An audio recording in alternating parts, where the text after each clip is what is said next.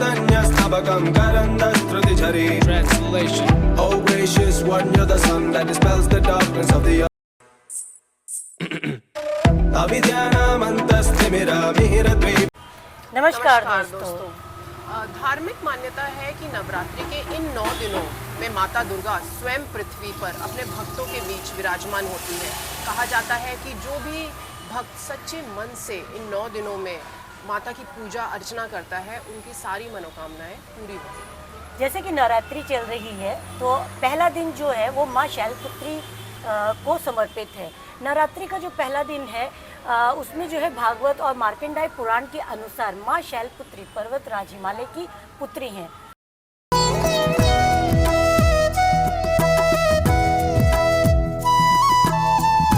और इन्हीं देवी सती का अलग जो है उनका जो अगला जन्म है ना वही माना जाता है। माँ शैलपुत्री को शक्ति का मूल स्वरूप भी कहा जाता है। मान्यता है कि माँ शैलपुत्री की पूजा से जीवन में स्थिरता और शक्ति मिलती है। दूसरा दिन जो कि आज का है वो माँ ब्रह्मचारिणी का है।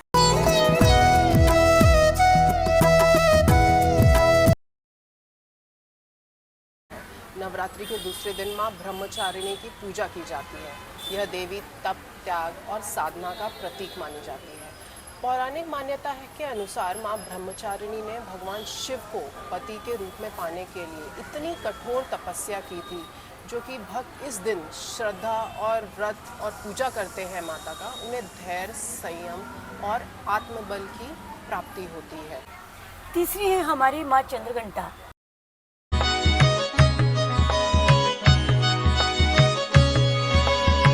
तीसरे दिन जो है माँ चंद्रघंटा की पूजा होती है। नवरात्रि के तीसरे दिन आप देखेंगे उनके मस्तक पर अर्ध चंद्र के आकार की घंटी होने के कारण उन्हें चंद्रघंटा भी कहा जाता है। माँ चंद्रघंटा को साहस और युद्ध की देवी माना जाता है। कहा जाता है कि उनकी पूजा से भय, नकारात्मक शक्तियाँ और बाधाओं से मुक्ति मिलती है।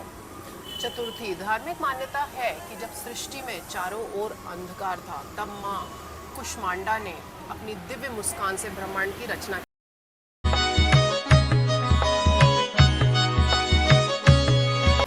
इसी कारण उन्हें सृष्टि की आदि शक्ति भी कहा जाता है। उनकी पूजा से घर में सुख, समृद्धि और स्वास्थ्य का आशीर्वाद मिलता है। पांचवी हमारी माँ स्कंद माता की आराधना है। नवरात्रि के 5वें दिन पे माँ स्कंद माता की पूजा की जाती है। ये भगवान कार्तिकेय की माता है, इसलिए इन्हें स्कंद माता भी कहा जाता है। मान्यता है कि जो भक्त इस दिन माँ स्कंद माता की भक्ति करता है उसे संतान, सुख, ज्ञान और मोक्ष का आशीर्वाद प्राप्त होता है।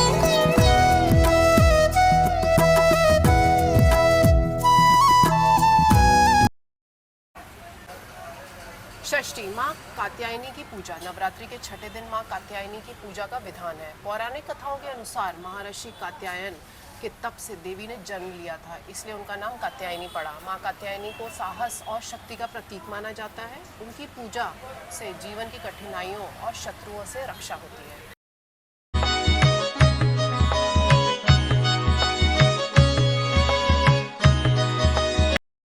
सातवें दिन जो कि सप्तमी के नाम से भी है, माँ कालरात्रि की आराधना की जाती है।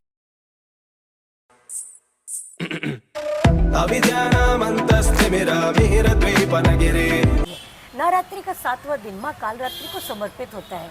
इनके स्वरूप भले ही उग्र और भयावह दिखता हो, लेकिन वे अपने भक्तों को हर प्रकार के भय से मुक्त करती हैं।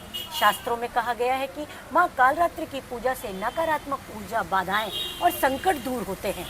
और अष्टमी है माँ महागौरी की पूजा। नवरात्रि की अष्टमी तिथि पर महागौरी की पूजा की जाती है। यह देवी शांति, करुणा और पवित्रता का प्रतीक मानी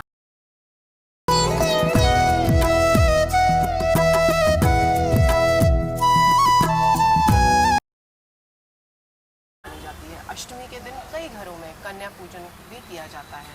नवा, जिसे नवमी भी लोग जानते हैं, माँ सिद्धात्री और रामनवमी के नाम से प्रसिद्ध है। नवरात्रि का अंतिम दिन माँ सिद्धात्री को समर्पित है। देवी सिद्धात्री को सभी प्रकार की सिद्धियां और आध्यात्मिक शक्तियां प्रदान करने वाली देवी मानी जाती है।